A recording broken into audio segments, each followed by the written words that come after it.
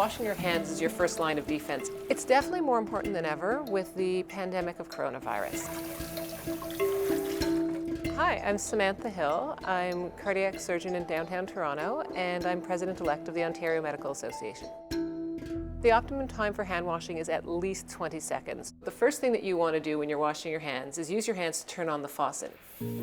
It's important to remember that you've now used dirty hands to turn on the faucet. You're going to wet your hands, and then you're going to reach over and grab some soap. And your soap should be enough to cover the surfaces of both hands. The temperature of the water should be warm, not too hot, not too cold, something comfortable for you. You then take that amount of soap and you put your fingers in it on both sides.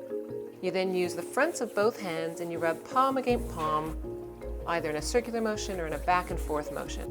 What's important to remember here while you're doing this is that you want to get in between each of your fingers. This motion is a good motion to do them all at the same time, and then you want to do the other side. Having done this, you then turn your hand over and you do the back of one hand. Again, circular motions over the flat part of your hand, up and down a little bit to get the fingers, and then in between each of the surfaces, not forgetting your thumb and the space in between it. And then you do your other hand, same concept.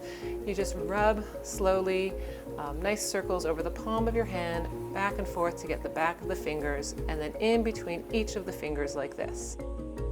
At this point, you're almost done. You're going to want to go around each of your fingers individually to make sure you've gotten all of the surfaces of the fingers, and then you're all done. You're going to rinse your hands under that warm water. Make sure you get all the soap off because it can be quite abrasive if you leave it on.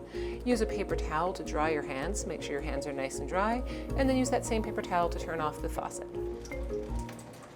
Over the course of the day, we touch millions of things. We touch our face, which we shouldn't. We touch chairs, we touch pens, we touch our phones, which are dirtier than anything else in the world. We touch money, and the best defense against that is to wash your hands and reduce the population of all of the microorganisms that currently swarm there.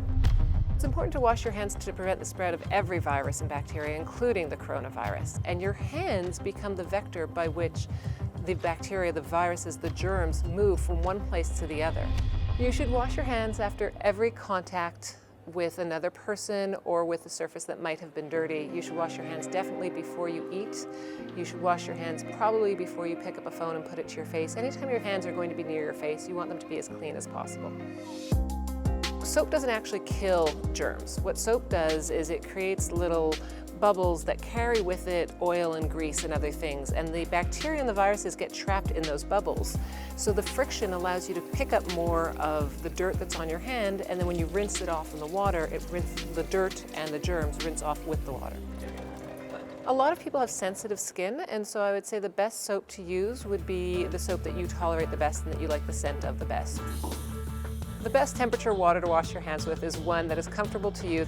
Slightly warmer water is better than colder water because the oils in the environment liquefy at warmer temperatures, and so the soap works more effectively. When you're washing your hands with soap and water, particularly if you have reasonably tight-fitting jewelry, the soap and the water aren't going to get in there, and the friction from your hands isn't going to affect it.